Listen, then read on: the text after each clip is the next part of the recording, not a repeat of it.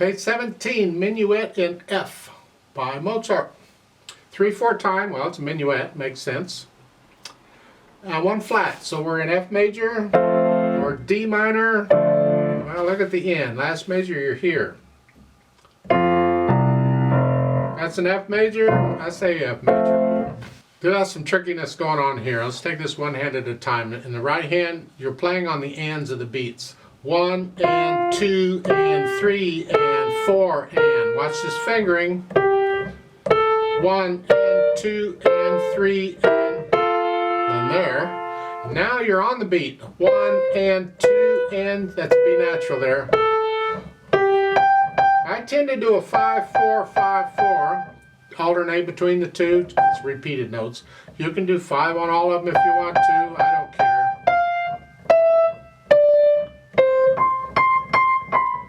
However, on this third line, they want you to go from here to here. The last note of the second line going over here. I don't like that at all. I don't recommend it. So in the third line on the 16th notes, the first set of 16th notes, the first 4 of them, I recommend you do a 3, 1, 3, 2, because you're here before and you do 3. That's, to me, it's much safer than trying to use little finger like that. So it's 3, 1, 3, 2. Then their fingering is fine. Third line, second measure, that little note in there, I'll come back to that. For now, just play a C. And then go on here. And I'm just rocking here, back and forth. Their fingering is fine.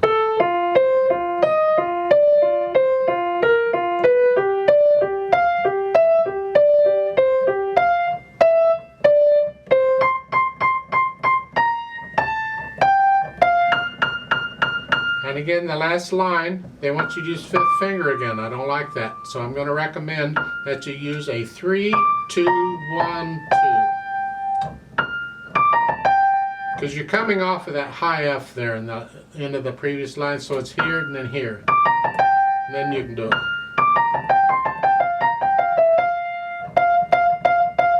And again here, how you finger these F's in the second measure of the last line, it doesn't matter. It's just, and if you want to come down with 5th finger there, it's up to you. If you're going to end with 5th finger on the F, then you can again do a 4, 2, 1, 2.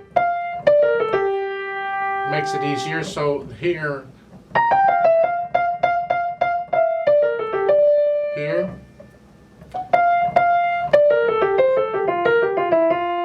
like so. How you want to finger it, or your teacher will suggest things. There's different ways of fingering it. I don't like using the same finger like that. When you take it up to speed, it may not work so well. Left hand, watch this. 4, 1. So I'm using these on these notes, so it's here.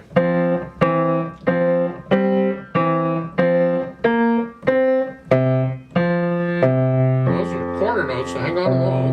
And then the next line, here, 2, 1. And again, I'm just rotating here, transferring weight back and forth.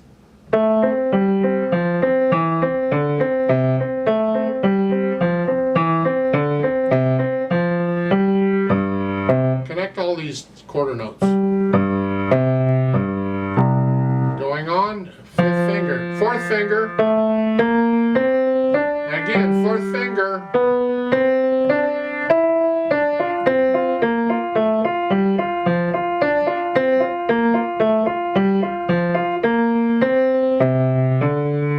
Rest. You have a short keyboard and you don't have notes that low, then just play it up here. That's fine. That's close enough. Put them together very slowly, because the hands, again, the fingers are doing different things. So it's here.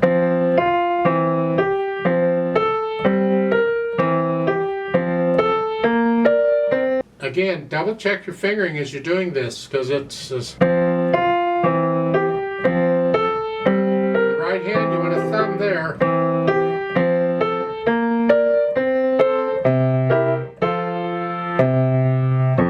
Second line. I know that sounds weird, but that's what's written.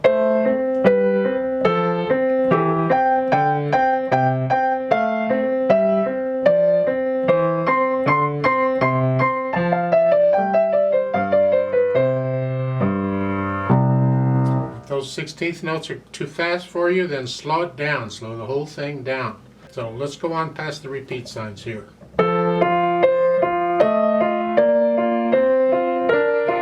Keep this is a little bit of contrast between what we had before, because it's a little more legato here. So in the left hand, connect this and the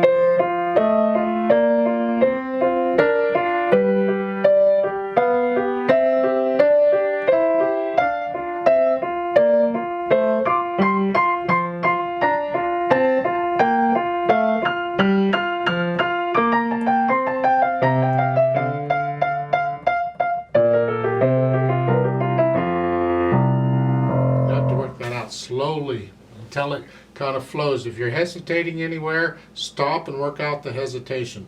Get rid of the hesitations. Otherwise, you'll actually learn the hesitation and work it in, and it'll become part of your performing. You'll just hesitate because you practiced it that way. So get rid of the hesitations. Now you can add the dynamics and the articulation. This isn't necessarily what Mozart wrote, but necessarily we'll do what we can. Here you're just eighth notes. Both hands about the same, medium soft, moderately soft. Now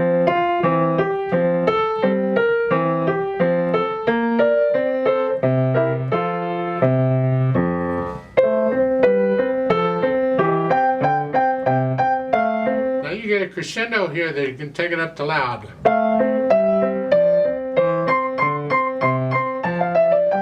Third line, you come down a little bit to medium loud. And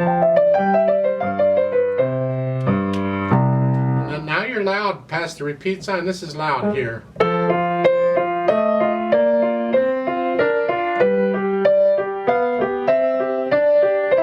come down a little bit to moderately soft or moderately loud. Moderately. And then echo that. And back up to moderately loud. Then moderately soft and come down. You can retard there a little bit, I think. That's sort of the dynamics. You have to get to know the piece so you can feel these dynamics. Now let's go back down to this third line on the second measure, on the C. That little note, that B natural, called an appositeur. It was the standard of the time when you get to the like a cadence. I don't want to get too deep into this. So you would add these ornaments, and it is an ornament.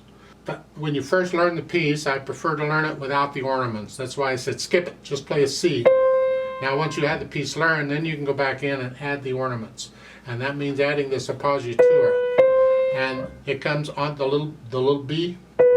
Comes on the beat. You play it with the beat right with the left hand, and you'll hold it down because that is a dotted note. It gets 3 counts.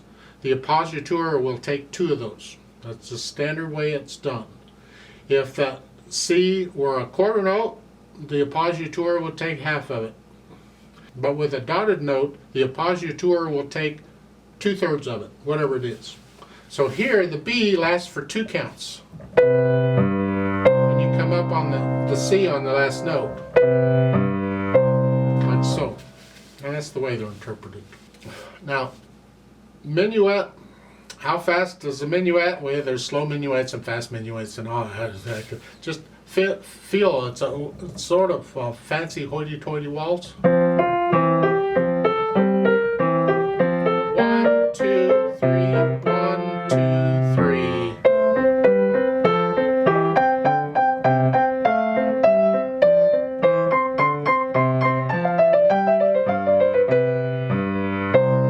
Like so. That's my opinion of the speed. Other people would choose other speeds, and that's fine. I would like to play it with you very slowly to double check the notes and the rhythms. Not going to do the dynamics. And we are going to do these repeats. See, we've had these kind of repeats before. So when you get to the third line, you repeat back to the beginning. And then when you get to the bottom, you'll repeat back to the third line where the reverse repeat sign is. So again, the piece is twice as long as it looks. So I'll give us 3 counts, and let's try it slowly together. I put the metronome on quarter notes, so it's beating quarter notes here. So it's like 1 and 2 and 3 And the 16th note passages are 1E and 2E and 1. So make sure you can play those that fast before you try it with me. I'll give us 3 counts. 1 and ready and go and 1 and.